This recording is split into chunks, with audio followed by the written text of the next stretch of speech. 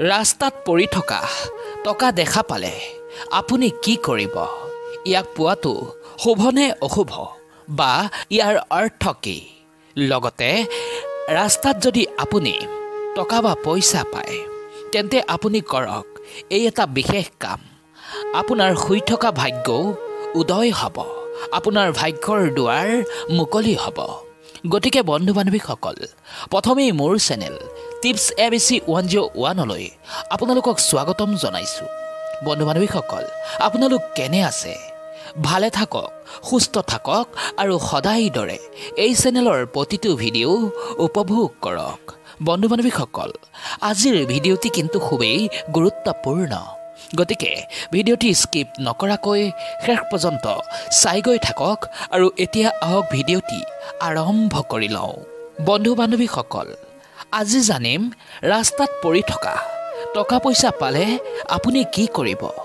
ধৰি লওক আপুনি কোনোবা ফালে গমন কৰিছে আৰু আপুনি যদি গৈ থকাৰ অৱস্থাত ৰাস্তাত পৰি থকা টকা বা পইচা আপুনি দেখা পাইছে, তেন্তে আপুনি কি কৰিব?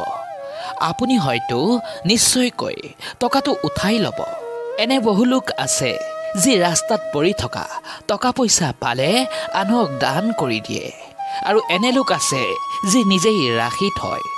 যদিহে জ্যোতিষ শাস্ত্ৰৰ দৃষ্টিকোণৰ পৰা চোৱা হয়, তেন্তে ৰাস্তাত পৰি থকা টকা পইচা পোৱা মানে ই আপোনাৰ জীৱনত ঘটিব লগা কোনো সংকেতক দৰ্শায়।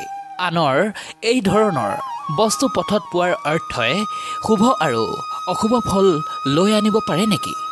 যদিহে আপোনাৰ মনতো এনেধৰণৰ সন্দেহ আছে, তেন্তে আজিয়েই তাক আপুনি দূৰ কৰিব পাৰিব। গতিকে জানো আহক, ৰাস্তাত পৰি থকা টকা পইচা পোৱাটো শুভ হয় নে অশুভ হয় বা ইয়াৰ অৰ্থ কি? গতিকে এই সকলোবোৰ বিষয়ে বিস্তাৰিত জানিবলৈ হ'লে ভিডিঅ'টি স্কিপ নকৰাকৈ শেষ পৰ্যন্ত চাই গৈ থাকক, আৰু যদি সম্ভৱ হয় তেন্তে যদি পাৰে চেনেলটো ছাবস্ক্ৰাইব কৰি ৰাখি দিয়ক, যাতে এই চেনেলত আহিব লগা নতুন নতুন তথ্যৰ ভিডিঅ'বোৰ আপোনালোকে ন'টিফিকেশ্যনৰ দ্বাৰা পাই গৈ থাকে। এতিয়া আহক মূল পৰ্বলৈ। বন্ধু বান্ধৱীসকল, ইয়াৰ ভিতৰতে 1 নম্বৰতে হৈছে, যদিহে আপুনি ৰাস্তাত গৈ থাকোঁতে টকা পইচা পৰি থকা দেখা পায়, তেন্তে তাক আপুনি তুলি ল'ব, কাৰণ ই হৈছে আগন্তুক জীৱনৰ বাবে এটা শুভ লক্ষণ। ইয়াৰ অৰ্থ হ'ল ঈশ্বৰ আপোনাৰ লগত আছে। ৰাস্তাত পৰি থকা টকা পোৱা মানে বিশেষকৈ কইন পোৱাটোক বহুতো শুভ হিচাপে মানা হয়। বাস্তুশাস্ত্ৰই বিশ্বাস কৰে যে ৰাস্তাত কইন পোৱাৰ অৰ্থ হ'ল আপুনি আপোনাৰ পূৰ্বপুৰুষৰ আশীৰ্বাদ পাইছে। সেয়েহে এনে অৱস্থাত আপুনি যদি পৰিশ্ৰমেৰে কোনো কাম কৰে, তেন্তে তাত অৱশ্যেই আপুনি সফলতা পাব। বন্ধু বান্ধৱীসকল, 2 নম্বৰতে হৈছে, যদিহে পথত আপুনি 1 টকা, 5 টকা বা 10 টকাৰ কইন পায়, তেন্তে ই শুভ শক্তি ও ঐশ্বৰিক শক্তিৰ প্ৰতীক হয়। কাৰণ কইন ধাতুৰে তৈয়াৰী আৰু ধাতু হৈছে দৈৱ শক্তিৰ প্ৰতীক। সেয়েহে যদি আপুনি এনে কইন দেখা পায়, তেন্তে বুজিব মা লক্ষ্মীৰ আপোনাৰ ওপৰত আশীৰ্বাদ আছে। মা লক্ষ্মীৰ কৃপা আপোনাৰ ওপৰত বৰ্ষিত হ'ব গৈ আছে। এই ৰাস্তাত পৰি থকা কইনটিত অনেকৰে হাত লাগিছে আৰু ইয়াত প্ৰত্যেকৰে উন্নতিৰ অনুভূতি থাকে। সেয়েহে যেতিয়াই আপোনাৰ হাতলৈ ই আহিব, তেতিয়াই ই ইতিবাচক শক্তিৰ প্ৰতীক হৈ উঠিব।